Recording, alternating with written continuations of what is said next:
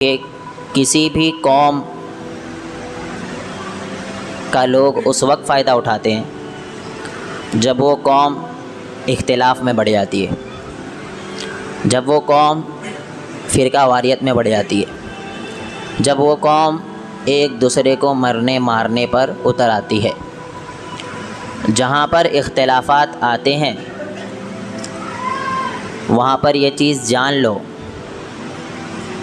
کہ کمزور سے کمزور انسان بھی، کمزور سے کمزور قوم بھی آپ کا فائدہ اٹھا لے جائے گی۔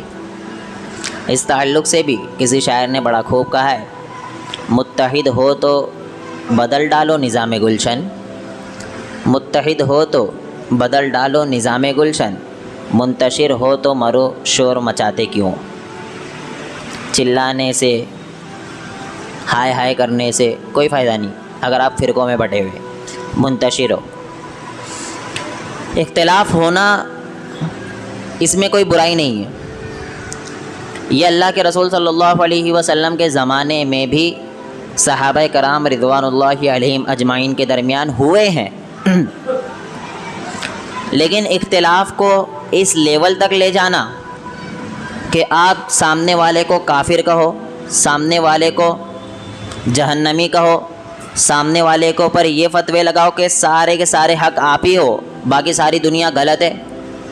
جہاں پر یہ معاملہ آ جائے گا نیچے دکھانے والا، سامنے والے کو حقیر جتانے والا، تو آپ کبھی بھی کامیاب نہیں ہو سکتے، کیونکہ اللہ نے خود کہا ہے ان اللہ لا یغیر ما بقوم حتی یغیروا ما بانفسہم، کہ اللہ کسی بھی قوم کی حالت کو اس وقت تک تبدیل نہیں کرتا کہ جب تک کہ وہ قوم خود تبدیل ہونا نہ چاہے، خود اپنی حالت تبدیل کرنا نہ چاہے۔ پڑھے رہو، نمازیں چھوڑو، اللہ کی نافرمانی کرو۔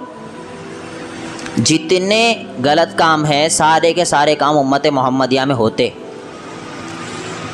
قوم شعیب جس وجہ سے ہلاک ہوئی، قوم عاد جس وجہ سے ہلاک ہوئی، قوم سمود جس وجہ سے ہلاک ہوئی، قوم لوط جس وجہ سے ہلاک ہوئی، قوم صالح جس وجہ سے یعنی قوم سمود جس وجہ سے ہلاک ہوئی، یہ سارے کے سارے خرافات جمع ہو کر ایک امت محمدیہ کے اندر موجود ہے۔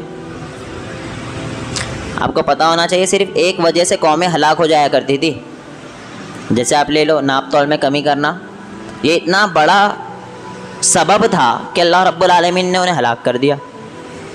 رسولوں کی نافرمانی کرنا یہ اتنا بڑا سبب تھا کہ اللہ رب العالمین نے ساری کی ساری قوم کو ہلاک کر دیا، لیکن یہ ساری چیزیں مل کر ایک امت محمدیہ کے اندر موجود ہے۔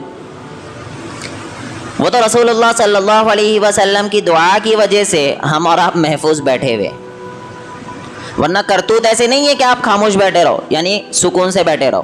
اللہ رب العالمین کے عذاب آنے والا ٹائم چل رہا ہے، ایسے کرتوت ہے آپ کے، ہم اور آپ سارے ہی شامل ہیں۔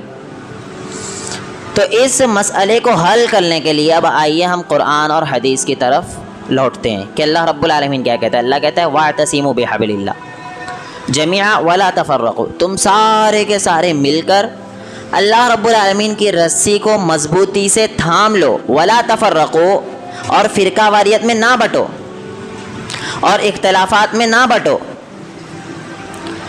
اب جب ہم اس میں ہیلے بہانے یہ ساری چیز تلاش کرنے لگتے نا تو ایک انسان جو ہے وہ گمراہی کی طرف جاتا ہے۔ اس کی مثال آپ ایسے لے سکتے ہو کہ ایک رسی ہے، اس رسی میں بہت سارے ایسے روئے نکلے ہوئے ہوتے،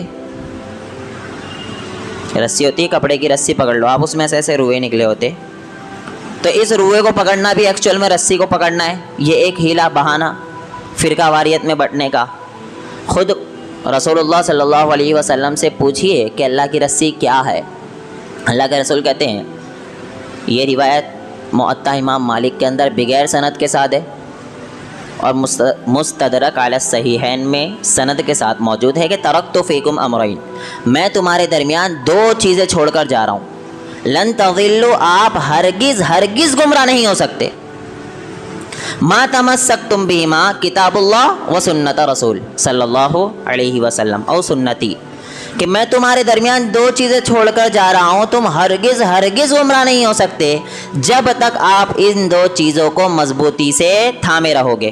تو اللہ کی رسی، اللہ نے کہا، اور کیا ہے رسی، وہ رسول اللہ صلی اللہ علیہ وسلم نے بتایا کہ کتاب اللہ یعنی یہ قرآن مجید، یہ ہدایت ہے، یہ نور ہے، یہ لوگوں کو گمراہی سے نکالنے کی چیز ہے، یہ فرقان ہے، یہ حق و باطل کے درمیان فرق کرنے والی ایک اللہ رب العالمین کی کتاب ہے۔ یہ ایسی کتاب ہے کہ جسے انسان پڑھ لے تو سارے مسائل حل ہو جائے، ساری مشکلات آسان ہو جائے۔ لیکن افسوس ہم قرآن مجید کو نہیں پڑھتے، ہم قرآن مجید میں غور و فکر نہیں کرتے۔ اب میں یہ نہیں کہتا کہ نہیں پڑھتے، اکثریت پڑھتی بھی ہوگی لیکن سمجھتے نہیں۔ قرآن مجید کو پڑھنا بھی باعث ثواب ہے۔ آپ کو نہیں سمجھ رہا کوئی مسئلہ نہیں، صرف قرآن کی تلاوت کرو گے نا اس کا بھی ثواب ملے گا۔ لیکن اگر آپ قرآن مجید کو سمجھ کر پڑھو گے، ترجمہ دیکھ کر پڑھو گے تو انشاءاللہ ڈبل ثواب ملے گا، کیونکہ آپ کوشش کس چیز کی کر رہے ہو کہ اللہ نے مجھے جو پیغام دیا ہے میں اس کو جاننے کی کوشش کروں۔ اللہ مجھ سے چاہتا کیا ہے، اللہ رب العالمین کی ڈیمانڈ کیا ہے، میں تکلیف میں ہوں، مشکلات میں ہوں، میں نکلوں گا کیسے۔ جب یہ چیز غور و فکر کرنے لگو گے نا تو سارے مسائل حل ہو جائیں گے۔ اس کی مثال میں ایسی دیتا ہوں، ابھی میں یہاں کھڑے ہو کر عربی بیان کرنے لگوں، آپ سمجھ سکتے نہیں سمجھ سکتے؟ دو عرب کنٹریز آپس میں بات کر رہے، دو عربی آپس میں بات کر رہے، آپ کھڑے ہوئے سامنے، آپ کو کچھ سمجھے گا؟ نہیں سمجھے گا۔ آپ کو ٹینشن میں رہو گے کہ وہ بندہ کیا بات کر رہا ہے، کہیں ایسا تو نہیں میرے بارے میں کر رہا تھا۔ یہ جاننے کے لیے آپ بہت زیادہ ٹینشن میں رہو گے اور آزو بازو جس کو بھی عربی آتی ہے اس کے پاس جاؤ گے اور جاننے کی کوشش کرو گے کہ یہ بندہ کہہ کیا رہا ہے۔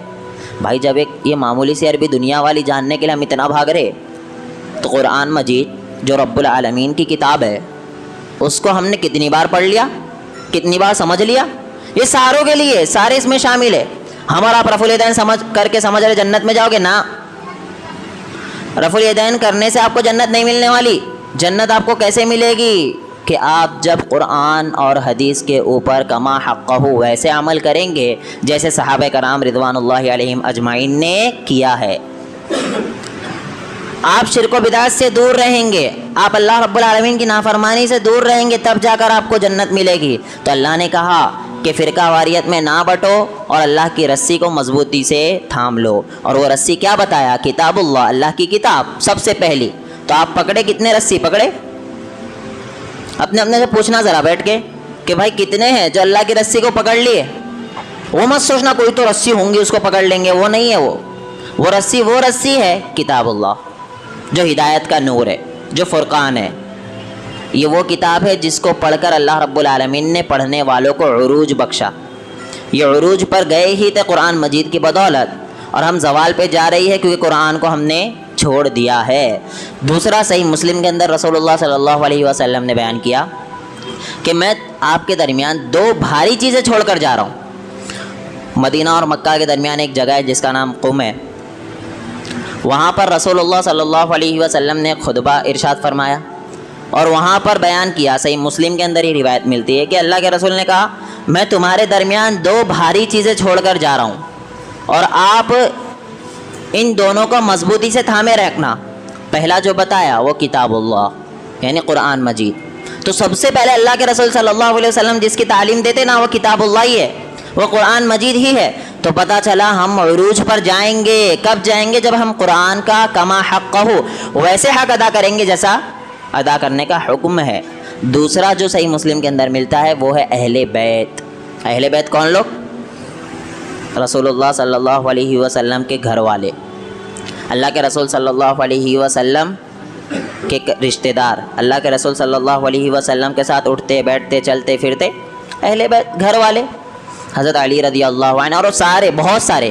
اس میں لسٹ کافی لمبی ہے کیونکہ چند لوگ اس طرف ہائی لیول پر چلے گئے کہ چند ہی لوگوں کو اہل بیت سمجھ لیے، مخصوص لوگوں کو اہل بیت سمجھ لیے، اور ان کے اگنس اگر اہل بیت بھی ہے تو ان کے اوپر لعنتیں برسا رہے، ان کو برا بھلا کہہ رہے۔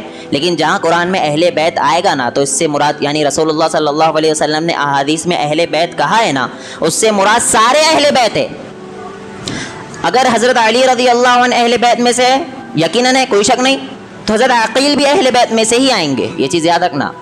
حضرت علی رضی اللہ عنہ کے بھائی کون ہیں؟ حضرت عقیل رضی اللہ عنہ بن ابی طالب، یہ دونوں بھائی ہیں۔ اگر حضرت علی اہل بیت میں سے تو حضرت عقیل بھی اہل بیت میں سے۔ آپ جب حضرت علی کو برا بھلا نہیں کہہ سکتے، ایمان کا حصہ ہے نا، تو حضرت عقیل کو بھی آپ برا بھلا نہیں کہہ سکتے کیونکہ وہ بھی اہل بیت میں سے۔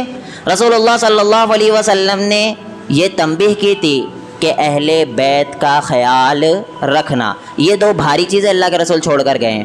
ہم نے کتاب اللہ کو بھی چھوڑ دیا, ہم نے سنت رسول صلی اللہ علیہ وسلم کو بھی چھوڑ دیا, اور ہم گمراہی میں چلے گئے. تو ہمیں جو ہے آج کے دور میں فرقہ واریت سے نکل کر کتاب اللہ اور سنت کی طرف رجوع کرنے کی ضرورت ہے کہ جب قوموں کے اندر زوال آیا تو قرآن کی طرف لوٹے. صحابہ کرام رضوان اللہ علیہم اجمعین کا دور دیکھنے کی ضرورت ہے, تب جا کر ہمارے پاس اللہ رب العالمین کی غیبی مددیں بھی آئے گی. تو فرقوں میں نہ بٹنے کا مطلب کیا کہ اپنے آپ کو کوشش کرو کہ وہ قرآن مجید کی احادیث کی تشریح بیان نہ کرو بیٹھ کر جو نہ صحابہ نے کی نہ تابعین نے کی. کیوں؟ کیوں خیر القرون قرنی, سب سے بہترین زمانہ کس کا رہا ہے؟ بولو آپ. رسول اللہ صلی اللہ علیہ وسلم کا. اس کے بعد کس کا رہا ہے؟ ثم الذین یلونہم. کس کا ہے؟ پہلی بات تو یہ نا کہ آپ خطبے میں بیٹھو تو نیچے منڈی کر کے نہیں بیٹھنا, اوپر دیکھو. دن ہفتے میں ایک ہی دن نکلتا, اس میں بھی نیچے منڈی کر کے بیٹھے رہتے, اور وہ باہر بھیجو نا تو پھر گھومیں گے برابر سارے کے سارے. تو ایسا گھومو مت, جب میرے خطبے میں آؤ خصوصی تو آپ کو نیچے منڈی کر کے بیٹھنے کی اجازت نہیں ہے, اوپر دیکھو. دو چیزیں رسول اللہ صلی اللہ علیہ وسلم نے بتائی ہے کہ خیر القرون قرنی, سب سے بہترین زمانہ جو ہے وہ کس کا ہے؟ رسول اللہ صلی اللہ علیہ وسلم کا. ثم الذین یلونہم, اس کے بعد کس کا ہے؟ صحابہ کا. ثم الذین یلونہم, اس کے بعد کس کا ہے؟ تابعی کا. تو ہم دیکھیں گے کہ انہوں نے دین کو کیسے سمجھا ہے. تو فرقوں میں نہ بٹنے کا مطلب یہ ہے کہ ہم ان لوگوں کو پکڑے. کیوں؟ کیونکہ اللہ کے رسول نے بتایا کہ کتاب اللہ سنتی, کس کی سنت؟ یعنی یہ کیا ہے؟ اللہ کی رسی ہے. یہ تھا اصل بیک گراؤنڈ کہ ہم جب فرقوں سے بچیں گے, اختلافات سے بچیں گے, تو انشاءاللہ اللہ کی مدد بھی آئے گی اور کوئی بھی قوم آپ کے اوپر حاوی نہیں ہو سکتی ہے.